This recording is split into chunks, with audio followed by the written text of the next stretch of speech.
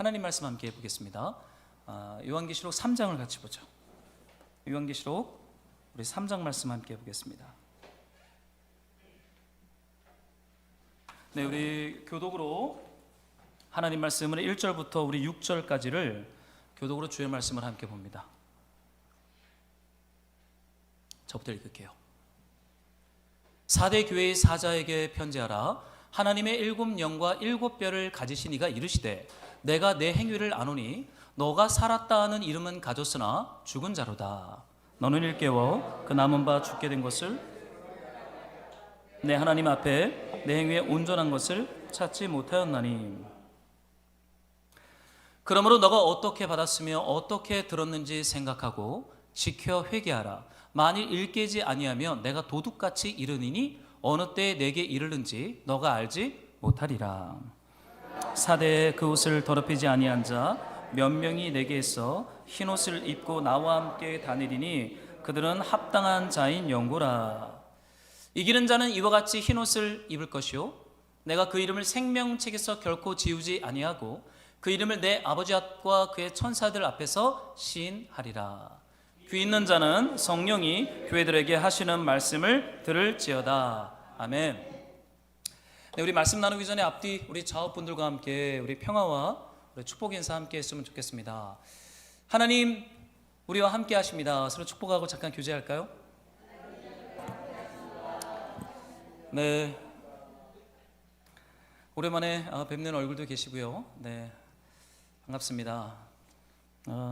12년 만에 우리 이호경 집사님 이제 한국 복귀하셨는데 환영하고 축복합니다.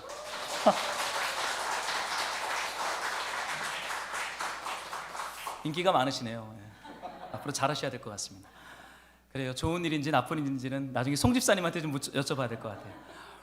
오늘은 우리 과거의 영광에 잠든 교회라는 제목으로 사대교회 요한계시록 3장 말씀 붙잡고 함께 우리에게 주시는 우리 성령 하나님의 음성을 듣기를 소망합니다. 여러분, 사대교회는요 칭찬이 없는 책망만 있는 교회예요. 참 독특하죠. 사대교회랑 라우디아 교회는 혼만 납니다. 그래도 보통 혼낼 때는 좀 칭찬을 하다가 혼내는 것이 우리 주님의 전략인데 사대교회한테는 칭찬을 안 하세요. 그냥 직선적으로 너 산 것 같이 너 죽었다 이렇게 말씀하세요. 라우디아 교회한테는 너 부자인 것 같이 너 진짜 가난해 이렇게 말씀을 하십니다. 그러니까 책망으로 마음을 좀 부드럽게 한 다음에 칭찬으로 좀 부드럽게 한 다음에 책망이란 방식으로 그를 돌이키는 예수님의 방식이 전혀 사대교회랑 라우디아 교회에는 통하지 않습니다. 매우 직선적으로 그들의 실체를 우리 주님께서 드러내시고 책망만 한다는 거예요.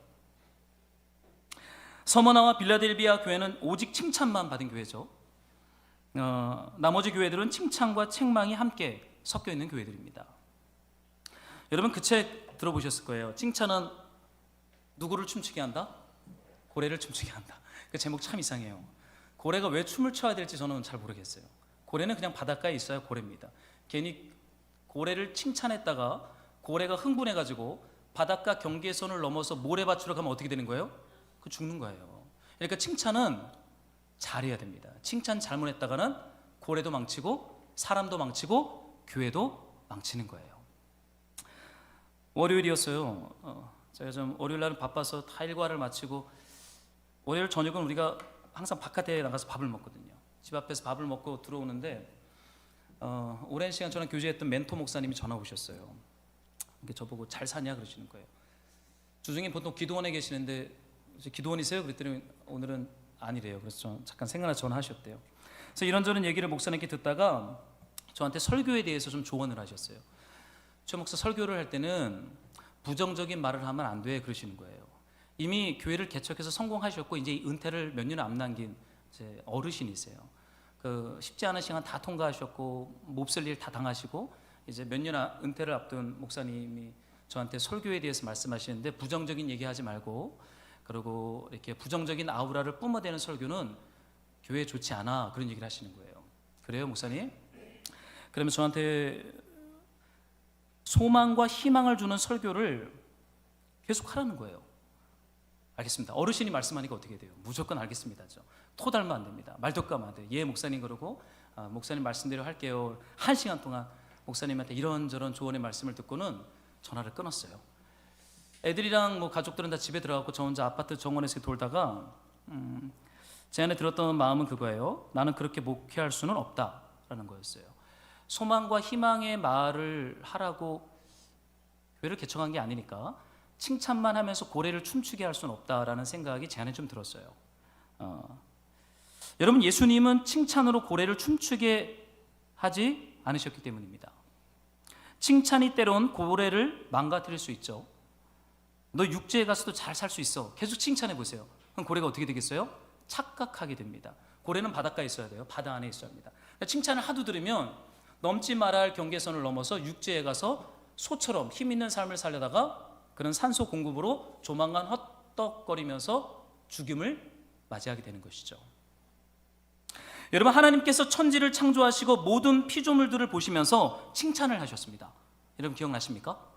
하나님이 7일간 피조물을 창조하시고 나서 하나님이 그 다음에 하셨던 말씀이 뭐였죠? 좋다. 영어 성경으로는 굿이에요. 굿. 히브리어로는 토브입니다. 사람을 창조하고 나서는요, very good이라고 말했어요. 히브리어로는 메오드 토브, 심히 좋다. 계속 칭찬하시는 거예요. 예수님이 계속 칭찬하십니다. 여러분, 자녀들한테 칭찬을 언제 하십니까? 애들이 올바른 걸 할 때 우리는 칭찬을 하죠. 저도 저희 딸들이 이렇게 운동을 할 때, 저희가 주로 저녁에는 아파트 전원에 나가 있거든요. 저는 편의점 의자에 앉을까, 애들은 아파트 전원을 자전거랑 싱싱카로 계속 돕니다. 그럼 애들이 한 바퀴 다 돌고 저한테 와서 한 바퀴 돌았다고 씩 웃어요. 그럼 제가 항상 하는 몸짓이 있습니다. 굿, 이렇게 얘기합니다. 그리고 제 카드를 줘요. 그럼 편의점에 가서 아이스크림 하나 사서 먹고 또 한 바퀴 돕니다. 이렇게 우리는 저녁에 운동하고 놀아요. 애들이 운동할 때마다 제가 주는 사인은 굿입니다. 잘했어. 운동은 계속 해야 돼. 라는 사인을 줍니다. 그런데 여러분, 하나님이 칭찬하실 때는요, 그 칭찬의 내용은 질서와 충만입니다. 질서가 있을 때 굿이라고 말했고, 그 질서가 계속 유지되면 충만, 번성, 다스림의 열매, 그래서 안식으로 귀결되는 거예요. 질서가 깨져버리면 하나님이 토브라고 말할 수 없어요. 하나님은 탄식하십니다. 말할 수 없는 탄식으로 탄식하세요. 물고기는요, 바다에 있을 때 칭찬을 받으며 그게 좋은 것입니다. 바다에 있어야 돼요. 물고기는요. 돼지는 육지에 있을 때, 새는 하늘을 날 때, 파도는 하나님께서 허락하신 육지의 경계선까지만 나올 때 칭찬을 받는 것입니다. 하나님께서 보시기에 좋은, 즉 생명으로 충만한 안식을 경험하는 것이죠. 여러분, 질서는 굉장히 중요합니다. 하나님이 말씀하신 바운더리, 경계선까지만 우리가 가는 것이 굿이에요. 좋은 거예요. 아무리 저 경계선을 넘어서 더 충만한 생명과 번성과 힘과 다스림이 주어진다라고 할지라도 하나님이 거기까지야 라고 하면 거기서 스탑 하셔야 되는 거예요. 이것이 하나님이 칭찬하셨던 굿, 토브인 것입니다. 여러분, 왜 주님께서 사대교회를 향하여 어떠한 칭찬도 하지 않고 있는 것일까요? 칭찬이란 방식으로 살짝 마음을 부드럽게 한 다음에 책망하면 더 좋잖아요. 그런 방식을 쓰지 않아요. 그 교회가 이미 경계선을 넘어서 교회가 교회로서 있어야 할 자리를 너무 많이 이탈하였기 때문이에요.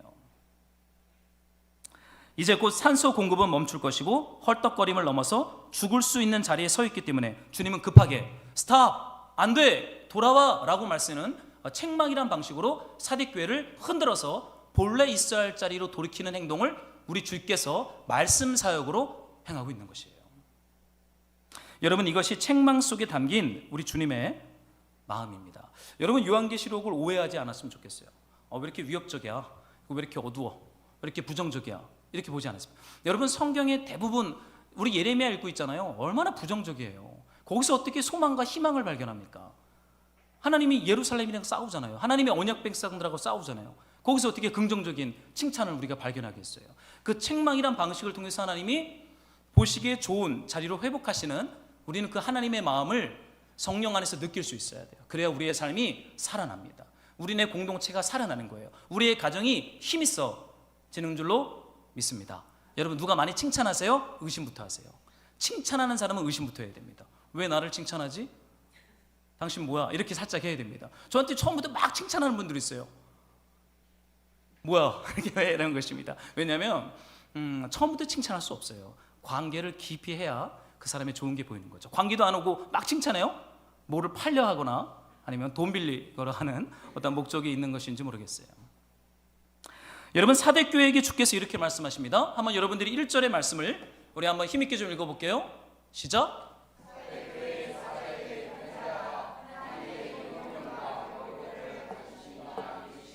내가 내 행위를 아노니 너가 살았다 하는 이름은 가졌으나 죽은 자로다.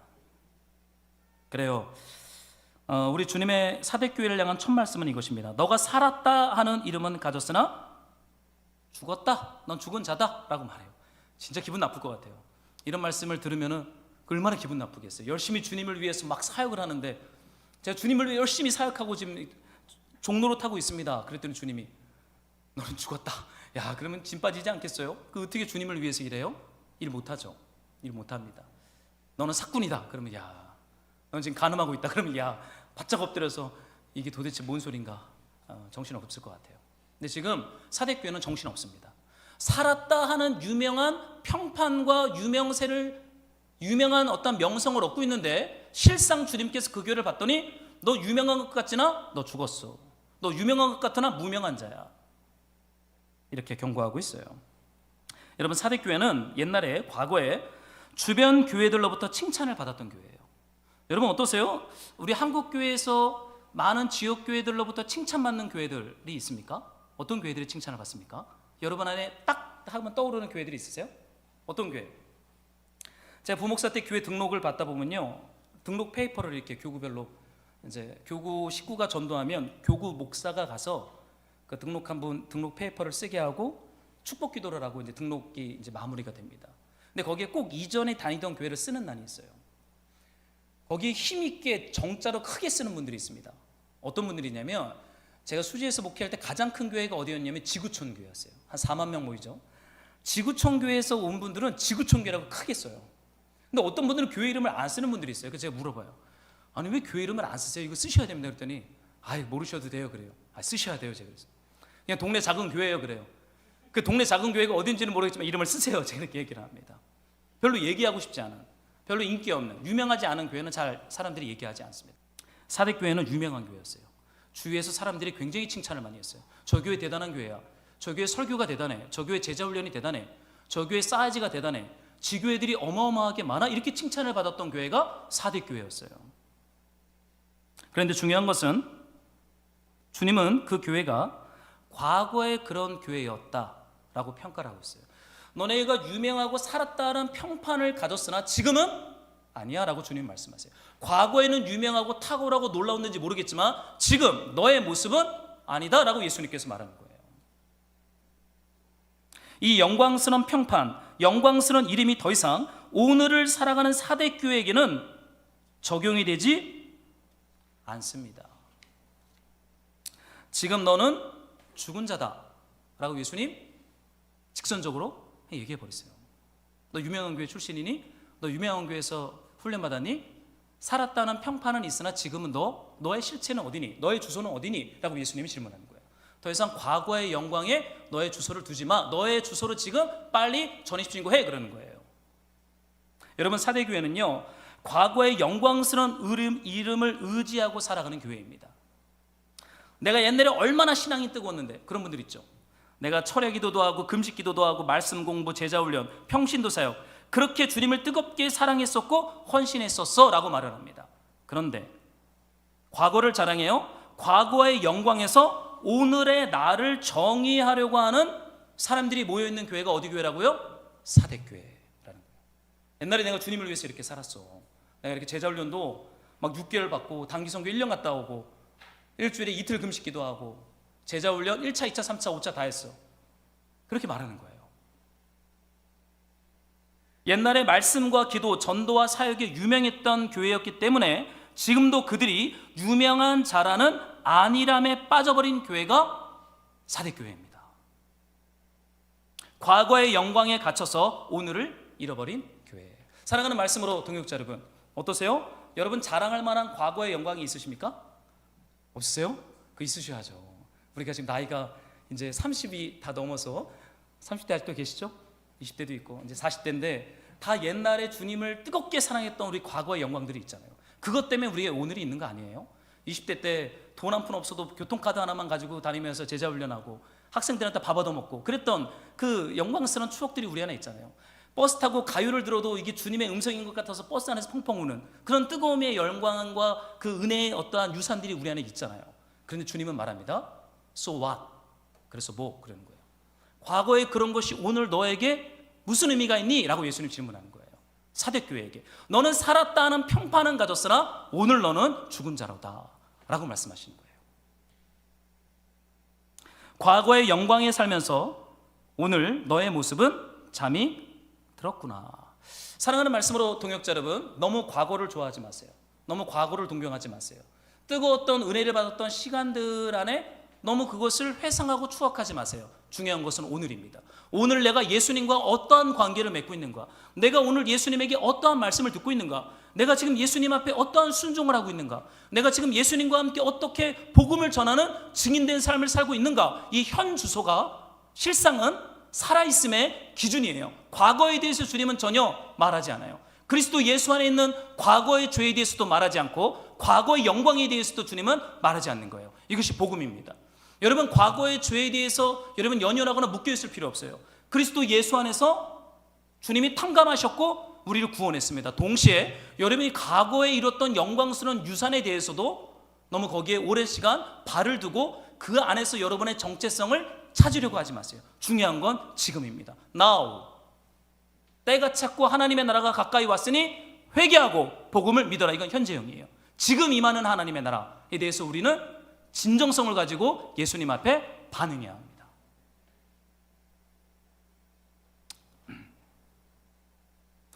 그래요.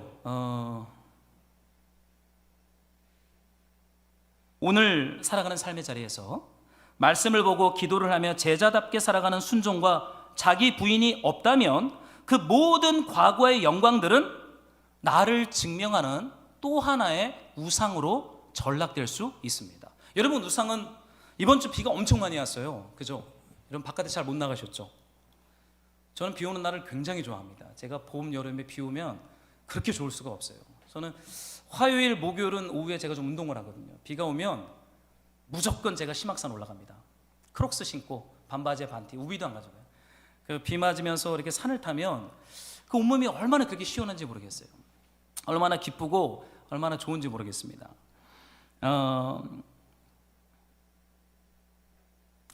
심악산 타다 보면요, 그 앞에 약천사라고 하는 큰 절간이 하나 있어요. 절간 가보셨나 모르겠어요. 아주 큰 이렇게 부처님 상이 거기 있습니다. 우리 기독교인에겐 더 이상 그런 게 우상의 대상이 되지 않죠. 뭐 그냥 앉아서 이렇게 봅니다. 그냥 잘 만들었다. 뭐 더 이상 긴장하거나 뭐 싸움의 대상이 아니에요. 그건 우리한테 우상거리가 이제 더 이상 되지 않습니다. 여러분, 진짜 우상은요, 나를 증명하는 것이 하나님의 말씀과 예수 그리스도의 어떠함이 아니라 나를 증명하는 또 다른 강력한 것들이 우리 안에 있을 때, 이것은 예레미야나 선지서들에 의하면 이것은 하나님을 대적하는 우상이다라고 말하는 거예요. 여러분, 사대교회는요, 과거에 너무나 유명했던 그 평판, 유명한 그 이름이 사대교회 성도들에게 우상이 되었어요. 한국교회 복음주의 4인방이 있었다고 한때 얘기합니다. 지금 다 돌아가시고 한 분 남으셨죠? 옥하는 목사님, 하용조 목사님, 이제 홍정길 목사님이랑 지금 이동원 목사님 남으셨네요. 근데 우리 젊은 목회자들이 한때 공부를 하다가 어떻게 한국에 복음주의 4인방이 존재할 수 있냐, 이름도 없이 빛도 없이 주님이 부르신 곳에서 사역하는 수많은 복음의 일꾼들이 있는데 이 4명을 대표하는 거는 좀 조심스럽다, 이런 생각 참 많이 들었어요.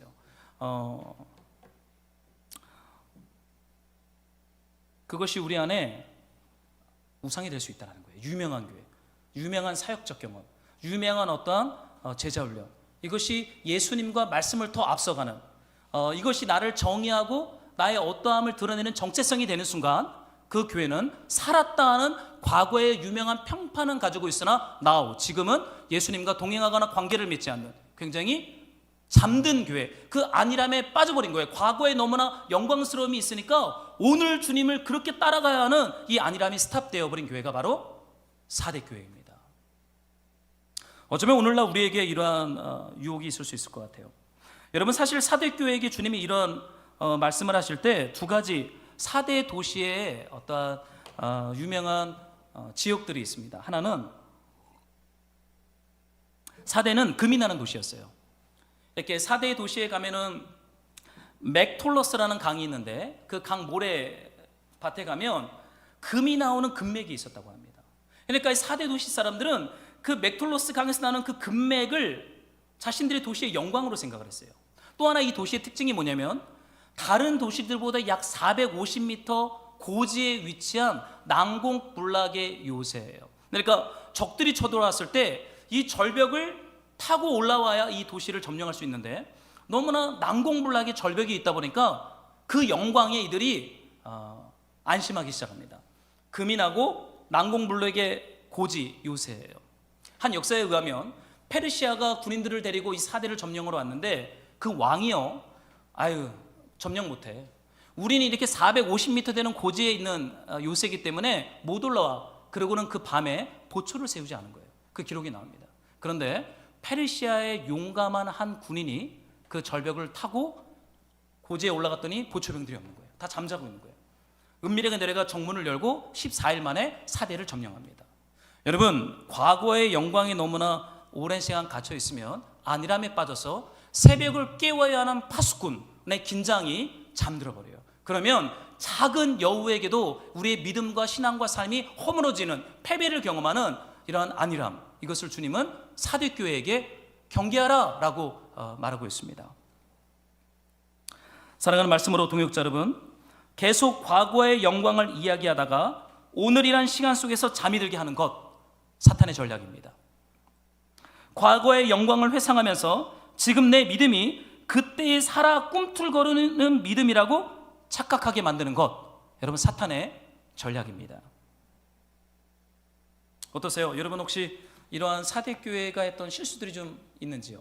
여러분은 어떠한 과거의 영광을 자랑하고 있습니까? 그것 때문에 바짝 정신을 차리고 깨어서 말씀과 순종과 기도로 주님 앞에 나아갈 것을 방해하는, 착각하게 만드는 어떤 과거의 영광이 있으세요? 여러분 그거 빨리 내려놓으셔야 됩니다. 그리고 오늘 나에게 말을 걸어오시는 예수님 앞에 믿음과 기도로 반응하면서 새로운 역사를 써내려가야 돼요. 안 그러면 새벽에 파수꾼을 세우지 않고 잠들었다가 도적같이 임하는 우리 주님 앞에서 우리는 어떠한 심판을 받을지 모르는 것이죠. 주님께서 이 사대교회에게 이런 말씀을 하세요. 한번 여러분들이 2절의 말씀을 좀 읽어주시면 좋겠는데요. 우리 한번 같이 읽어보겠습니다. 함께 시작.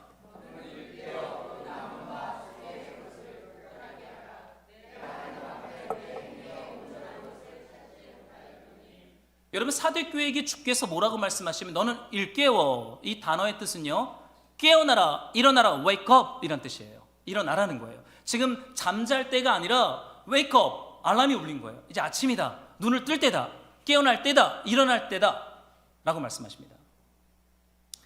여러분 애들 깨울 때 격하게 저는 깨웁니다.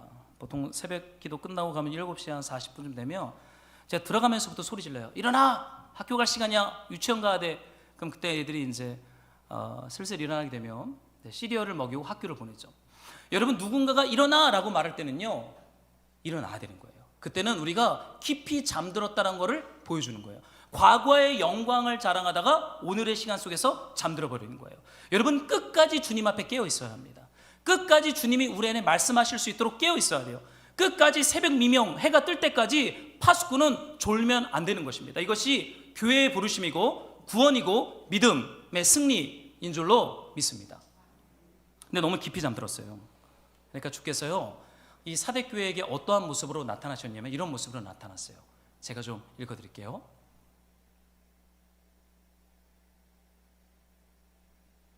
1절의 말씀인데 다시 한번 제가 읽겠습니다. 하나님의 7 영과 7 뼈를 가지신 이가 이르시되, 그러니까 이 잠든 과거의 영광에 잠든 교회를 주님이 깨우기 위해서 어떠한 모습으로 왔냐면 7 영과 7 뼈를 가지신 모습으로 예수님이 사대교회에 나타났다는 거예요. 이게 뭘 의미할까요?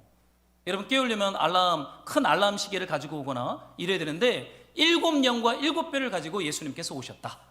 일어날 때야 wake up 이라고 말씀하면서요. 여러분 7 영은 요한계시록 안에 이 의미를 이렇게 말하고 있습니다. 노란 글씨만 한번 여러분들이 좀 읽어주시겠어요? 시작.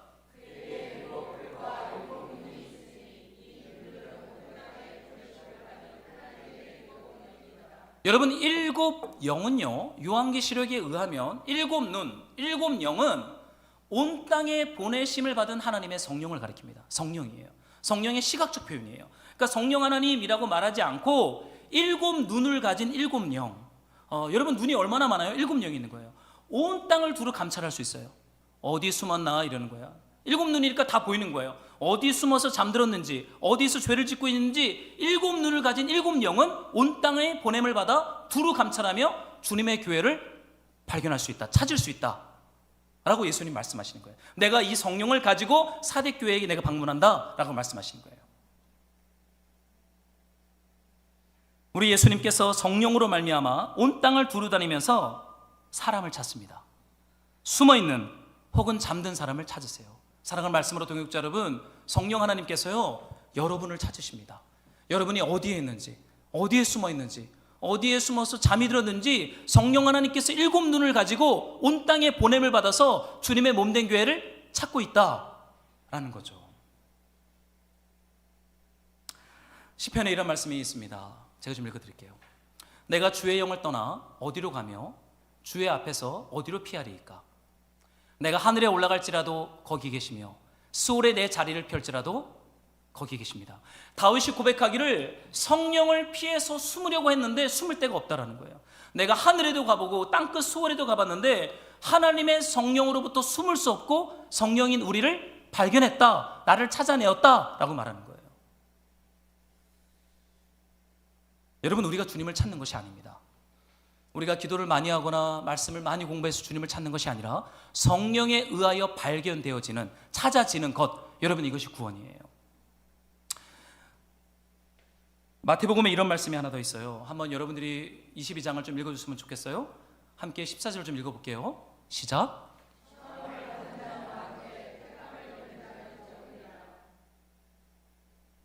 여러분, 예수님께서 비유로, 결혼식 비유, 왕자의 결혼식에 사람을 초청했는데 많이 청함을 받았는데 다 안 오는 거예요. 마지막 예수님이 이 비유를 통해 이런 말씀을 하십니다. 청함을 받은 자는 많되 택함을 입은 자는 적다. 여러분, 성령께서 우리를 찾으실 때요, 반드시 하나님에 의하여 창세전에 택함을 받은 자는 적다라고 말을 해요. 근데 택함을 받은 자는 이 문맥에 의하면 성령이 찾으셔서 거듭나게 하신다는 거예요. 여러분, 교회를 다니는 것과 예수님에 대하여 아는 것이 구원과 반드시 귀결되는 것은 아닙니다. 성령으로 말미암아 거듭나는 것이 구원이에요. 청함을 받은 자는 많아요. 그러나 택함 받은 자는 적다. 그렇지만 성령께서 일곱 눈을 가지고 온 땅을 두루 감찰하시면서 잠든 자를 찾으시면 성령께서 하시는 사역이 뭐냐면 그를 깨어나게 하는 거예요. 그를 거듭나게 하는 거예요. 죄에 대하여, 의에 대하여, 심판에 대하여 내가 전적으로 하나님 앞에 타락해서 구원받을 수 없는 완전한 죄인이구나, 이러한 신앙 고백이 우리의 심령 안에서 터져나오게 합니다. 누가요? 성령에 의하여 찾아짐을 당한 자, 청함을, 택함을 입은 자는 반드시 성령으로 거듭나게 되어 있어요. 여러분, 성령께서 우리를 찾아오세요. 그래서 우리를 택함을 입은 자로서 합당한 성령 안에서 거듭나는 그 역사와 그 은혜와 회복과 회개가 우리 심령 안에서 터져 나오게 하는 것이죠. 여러분, 예수님이 일곱 눈을 가진 성령으로 사대교회를 찾고 있습니다. 어디에서 숨었나? 꼭꼭 숨어서 주님께 발견되지 않으려고 숨은 자들. 난공불락 요새 450m 고지에 있으니까 주님 못 찾을 것 같죠?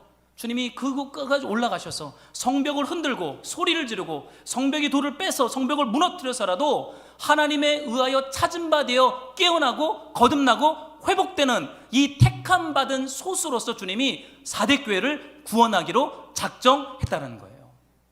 여러분, 얼마나 안심이에요. 저는 예정론을 그냥 예수 믿으면 어떻게 살든지 말든지 구원받는다 이렇게 한 번도 생각한 적이 없어요. 창세전에 구원하기로 작정한 하나님의 백성들은요, 성령께서 찾아가셔서 반드시 그 구원에 합당한 백성으로 우리를 거듭나게 합니다. 여러분, 이것이 예정이죠. 이게 구원이죠. 이것이 하나님의 은혜이고 저는 긍휼인 줄로 저는 믿어요. 여러분, 하나님을 피해 숨고 있는 영역이 있습니까? 좀 어디 도망치고 있는 거 있으세요?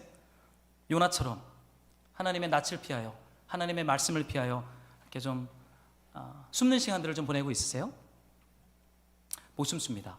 파도로 쫓아오시고 바람으로 쫓아오시고 그 이방인 뱃사공들의 입을 통해서 말씀하시고 배 밑바닥까지 숨었더니 내려와서 웨이크업! 일어나! 지금 어느 때인데 잠을 자!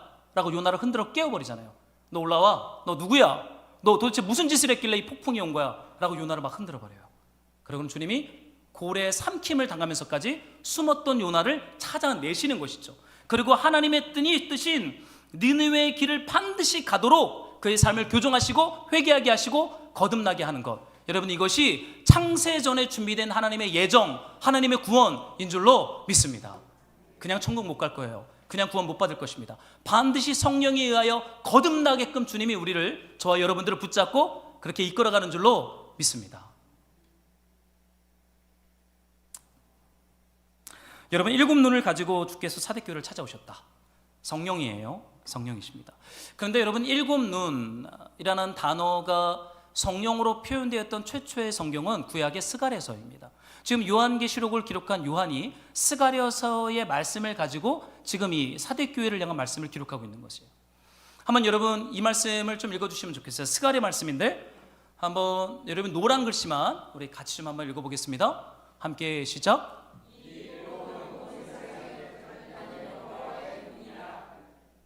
이 7은 온 세상에 두루 다니는 여호와의 눈이라.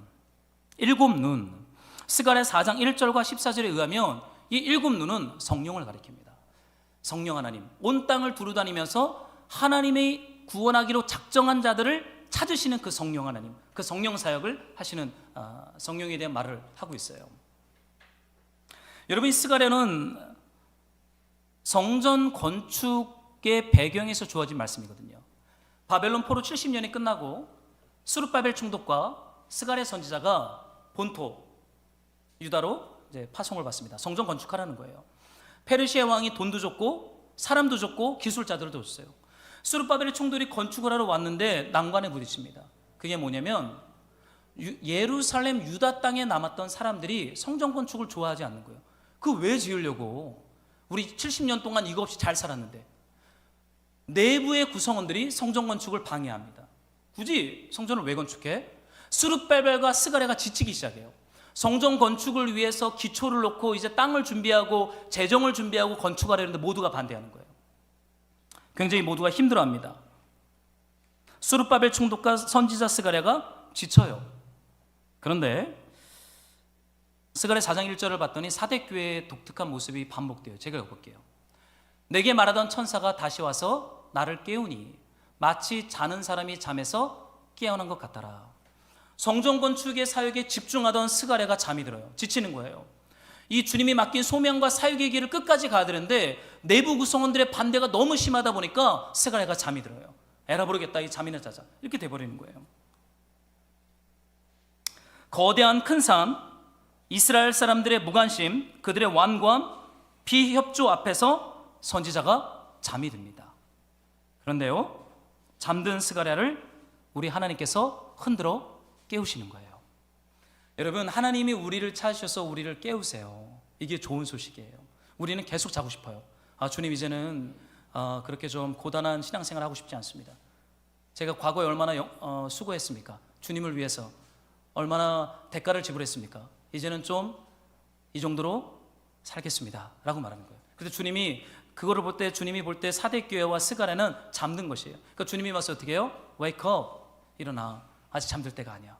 일어나서 해야 할 일이 있어. 가야 할 길이 있어. 우리에게 주신 하나님의 소명이 있어라고 스가랴를 흔들어 깨웁니다.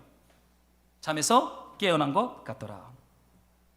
사랑하는 말씀으로 동역자 여러분, 문제를 깊이 묵상하잖아요. 그럼 잠듭니다. 여러분, 외적인 상황과 환경을 너무 깊이 묵상하지 마세요. 그러면 그것은 우리를 잠들게 하는 수면제 역할을 합니다. 어디에 집중하셔야 되는지 아십니까? 하나님의 이 부르심, 하나님의 말씀, 우리 하나님 앞에 집중해야 돼요. 그러면 우리 안에 시작되는 것이 무엇이냐면, 문제를 묵상하다가 잠드는 것이 아니라 하나님을 묵상하고 말씀을, 하나님의 방식대로 성취하실 하나님을 묵상하다가 우리 안에 주님을 향한 소망과 기대와 찬양이 우리 안에 이렇게 시작되는 거예요. 깨어나는 것입니다. 슬픔과 낙심에 잠겨 잠든 영혼은 하나님을 향한 찬양과 말씀에 대한 소망이 찾아올 때 그 잠에서 깨어나는 것이죠. 여러분, 성령 하나님께서 저와 여러분들을 찾아오셔서 과거의 영광에 안주함으로 잠든 우리의 삶과 우리의 영혼과 우리의 비뚤어진 자랑을 그 깊은 잠에서 깨어나게 하셔서 마땅히 건축해야 할 성전 건축, 마땅히 걸어갈 하나님의 나라, 이 소명의 길을 저와 여러분으로 하여금 힘있게 투벅투벅 맑은 정신으로 걸어가게 하실 줄로 저는 믿습니다. 스가랴 안에 이런 말씀이 결론으로 나옵니다. 제가 참 좋아하는 말씀인데 제가 좀 읽어드릴게요. 그가 내게 대답하여 이르되 여호와께서 수룹바벨에게 하신 말씀이 이러하니라. 만군의 여호와께서 말씀하시되 이는 힘으로 되지 아니하며 능력으로 되지 아니하고 오직 나의 영으로 되느니라. 여러분, 예수님께서 7눈을 붙잡고 7영을 붙잡고 사직교회 가셨어요. 이 말씀이 뭔지 아십니까? 힘으로 되지 않아, 네 능력으로 되지 않아, 오직 하나님의 성령을 통해서 마땅히 완성되어야 할 주님의 성전이 사득교회 안에 건축될 거야. 그 성령은 너희 안에 가서 너희를 흔들어 깨우고 과거의 영광을 자랑하고 있는 너희가 잠들고 죽었다라는 것을 깨닫게 할 것이며, 청함을 받은 자는 많되 택함을 받은 자를 거듭나게 하시는 성령의 사역으로 말미암아 우리 안에 성전 건축을 완성할 거야 라고 주님께서 스가랴를 통해서 말씀하십니다. 여러분, 너무 힘 의지하지 마세요. 너무 능력 의지하지 마세요. 과거의 영광 믿을 거 못 돼요. 뭘 믿으셔야 됩니까? 계속 성령 하나님을 구하세요. 말씀과 기도로 성령님 저에게 말씀하시고 제가 성령님을 따라가게 하시고 성령님이 보이시는 방향을 따라 한 걸음 한 걸음 순종하는 것을 제가 멈추지 않도록 하나님의 성령과 말씀으로 제 안에 기름 부어 주시옵소서. 잠들었던 것들이 깨어나게 하셔서 마땅히 보고 달려갈 표대를 향하여 뛰고 다름박질하게 하여 주시옵소서. 여러분, 힘과 능력 의지하면요 얼마 못 갑니다. 잠들어요. 뭘 자랑할 게 있어요? 인간적 매력 3년입니다. 여러분, 딱 3년이에요 3년 지나잖아요? 자랑할 게 없어요. 제가 개척 3년 되니까요 자랑할 게 없어요. 외모도 자랑할 게 없더라고요. 이제 살이 찌기 시작했어요. 젊으며 이제 43입니다. 젊음도 끝났어요. 이제 40대 중반을 향하여 가고 있어요. 돈이요? 뭔 돈이 있어요? 돈도 없어요. 자랑할 거 하나도 없어요. 인맥이요? 여러분, 교회 개척하잖아요. 3년 뒤면 다 잊혀져요. 3년 전까지요 후원자들이요 어마어마했어요. 3년 지나니까요 아무도 없어요. 너 왜 후원 안 해? 3년 했잖아 그러는 거예요. 다들 3년 지나면 다 끊어집니다. 관계, 후원 그룹 다 끊어져요. 이제는 자립하고 독립하라는 거예요. 의지할 게 뭐 있어요? 인맥이요? 관계요? 외모요? 능력이요? 의지할 거 하나도 없습니다. 이제는 뭘 의지하셔야 돼요? 성령을 의지해야 돼요. 성령으로 말미암아 우리를 견인하고 이끌어 가시는 그 성령님 앞에 바짝 엎드려서 성령이 이제는 우리를 거듭나게 하는 거예요. 능으로도 아니하고 힘으로도 아닌데라는 것을 이제는 깨닫는 거예요. 그러면 깨어나는 것이에요. 그러면 과거의 영광에 잠들었던 것이 바짝 깨어나서 이제 주님이 보이실 놀라운 비전을 향해서 가는 것이죠. 여러분, 성령 충만을 구하시겠습니까? 구하셔야 돼요. 과거 자랑하지 마세요. 과거의 영광 안에 더 이상 갇혀있지 마세요. Now, today, 오늘입니다. 오늘 성령이 나에게 하시는 말씀을 따라 내 믿음의 상태가 드러나는 것이고 성령님과 동행하며 하나님의 나라를 다시 과거와 비교되지 않는, 이전 영광과 비교되지 않는 놀라운 하나님의 영광으로 하나님이 저와 여러분들을 부르고 있어요. 이 성전이 건축됐을 때 다윗 성전을 봤던 그 노인네들이 어때요? 역사서 보세요. 펑펑 울어요. 왜 운지 아십니까? 너무 초라하다는 거예요. 다윗이 성전을 건축했을 때 이렇게 웅장했는데 수룹바벨의 성전을 건축했더니 조그만한 거예요. 그러니까 막 울어요. 그때 주님이 뭐라고 말합니까? 이전 영광이 낮은 영광과 비교되지 않을 것이다. 여러분, 옛날에 받은 은혜, 옛날에 받은 그 스펙 자랑할 거 못 돼요. 이전 영광이 낮은 영광과 비교되지 않을까라고 성령께서 여러분들을 부르시고 있고 그 믿음의 모험으로 여러분들을 초청하고 여러분들을 인도하는 줄로 믿습니다. 제가 믿지 않는 거 하나 더 있어요. 그 목회자들이 이력서를 믿지 않습니다. 우리 교구 사역할 때 이력서들 교구 목사 면접 볼 때는 교구 목사들이 팀으로 그룹 면접 들어갑니다. 스펙들이 대단해요. 제가 제일 안 좋더라고요. 다 뭐 해외 학위, 뭐 어디서 뭐하고 질문을 못 던지겠어요. 너무나 스펙이 강력하니까. 그 학교는 어디에 있습니까? 제 질문을 던졌어요. 그러니까 막 자기 학교 얘기해요. 유학 갔다 오고 뭐 굉장한 스펙을 가진 목사님들 뽑습니다. 1년 지나잖아요. 똑같아요. 1년 뒤면 바닥이 다 드러납니다. 1년 뒤면 바닥 드러나고 어떻게 되는지 아십니까? 2년 차 될 때 정리돼요. 제 입사 동기 7명이었거든요. 2년 지나니까 저 하나만 남더라고요. 근데 유학파들이 수두룩했어요. 제 잘해서가 아니라 저는 사표 쓴다고 했는데 이상하게 사표를 안 받아주세요. 아직도 모르겠어요, 목사님. 여러분, 이전 영광, 나중 영광과 비교되지 않습니다. 성령을 기대하시면서 오늘 부르시는 주의 말씀과 성령을 따라 다시 믿음의 모험을 여러분 시작하세요. 기도를 시작하세요. 말씀 묵상을 시작하세요. 전도를 시작하세요. 저 기도 다시 시작하려고 그래요. 기도 너무 안 했던 것 같아요. 맨날 책만 읽고 교회 와서 성경만 읽고 기도 안 하니까 말라 비틀어지더라고요. 이제는 다시 기도를 시작할 때가 된 거예요.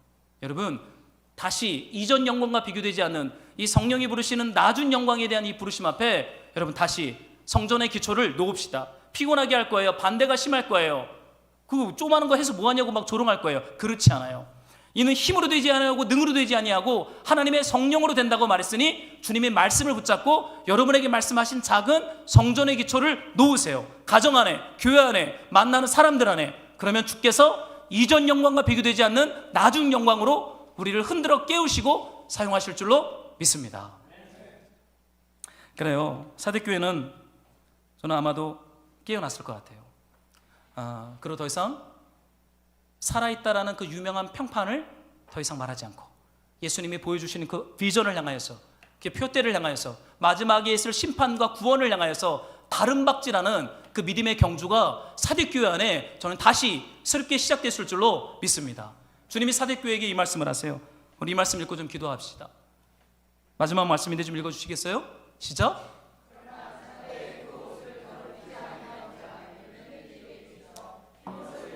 나와 함께 다니리니. 잠들지 않고 흰옷을 입은 사람이 몇 명이 있대요. 근데 아마 사대교회 공동체가 다 이렇게 될 것입니다. 이거 주님이 보여주는 비전이에요. 그 비전이 뭐냐면 흰옷을 입고 예수님과 함께 다닌대요. 예수님과 함께 다닌다는 게 뭘 의미하냐면 예수님과의 사귐과 교제가 걸어다니는 그 순간순간 그들의 오늘이라는 시간 속에 살아 꿈틀거린다는 거예요. 더 이상 과거를 묵상하지 않아요. 과거의 은혜에 갇혀 있지 않아요. 다윗 성전을 묵상하지 않아요. 예수님이 성전이에요. 성전이신 그분이 오셨으니까 예수님과 손잡고 져야 할 자기 십자가를 지고 예수님을 따라가는 일들이 흰옷 입은 사대교회 공동체 안에 일어나고 있다. 이것이 바로 사대교회에게 주시는 우리 예수님의 상급입니다. 참 성전 대신 예수님과 함께 걸어가는 거예요. 집에서든지 직장에서든지 혼자 있을 때든지 함께 있을 때든지 그 예수님과 사귐과 임재가 너무나 강력해서 걸어가는 그 삶이 기쁘다라고 말하는, 잠들 여력이 없어요. 이 상급을 주께서 사대교회 가운데, 그리고 저와 여러분들 가운데 이번 한 주 힘있게 주실 줄로 믿습니다. 우리 이 말씀 붙잡고 우리 같이 기도하기를 소망해요. 우리 아까 찬양했던 우리 기찬양했으면 좋겠어요. 주님은 산 같아서. 우리 믿음의 고백하고 기도할게요.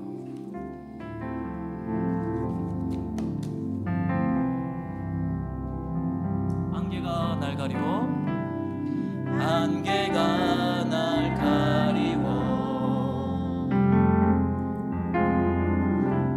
내 믿음 흔들리려 할 때 나 주님께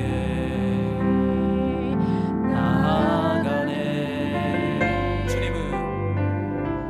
주님은 산 같아서 여전히 그 자리에 계셔. 눈을 들면 보이리라 날 위한 그 사랑. 주는 나의 도움이시며 주의 계획 영원하시네. 주의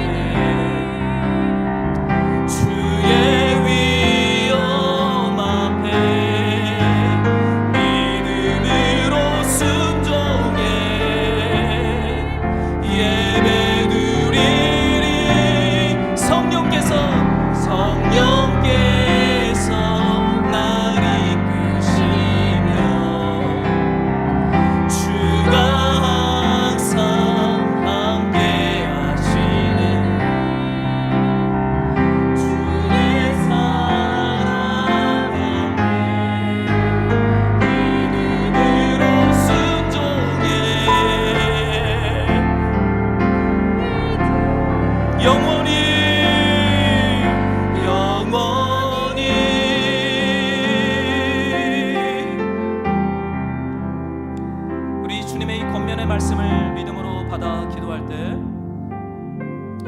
과거의 영광에 갇혀서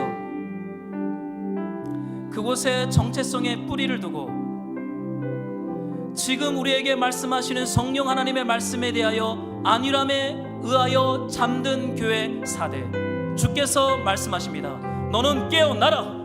과거의 영광을 더 이상 자랑하지 말고 성령께서 우리에게 행하실 그 믿음의 모험을 향하여 이전 영광과 비교되지 않는 나중 성전의 영광을 향하여 믿음의 첫걸음을 뗄 것을 성령께서 우리에게 요구해서요, 혹시라도 내가 할 만큼 했다, 이제는 됐다라고 생각하는 분들이 있다면 성령의 권면의 말씀 앞에 회개하면서 성령님 말씀하시며 믿음과 순종과 기도와 선교의 여정을 우리가 다시 시작하겠습니다. 성령으로 우리를 깨우시고 성령으로 우리를 흔들어 세우셔서 믿음의 여정을 걸어가게 하여 주시옵소서.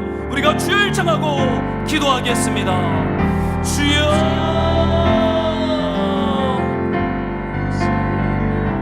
성령 하나님, 주님의 몸된 교회 가운데 오시옵소서. 우리 가운데 말씀하시는 성령 하나님, 우리의 잠든 영혼이 깨어나게 하소서. 과거의 영광에 갇혀있는 우리의 잠든 믿음과 순종과 선교와 사역들이 깨어나게 하셔서 우리 하나님이 보여주신 표대를 향하여 바른박질하는 파수꾼처럼 새벽을 깨우는 하나님의 성령의 순종들이 우리의 심령 안에 날마다 일어나게 하여 주시옵소서. 주님, 일곱 눈을 가지고 우리를 두루 감찰하시는 성령 하나님, 주님의 몸된 교회 가운데 운행하시옵소서. 청함을 받은 자는 많되 택함을 입은 자는 적다라고 말씀하셨사오니 성령 안에 거듭나며 성령의 부르심 앞에 순종하는 믿음과 성령의 역사가 주님의 몸된 교회 가운데 날마다 일어나게 하여 주시옵소서. 주님,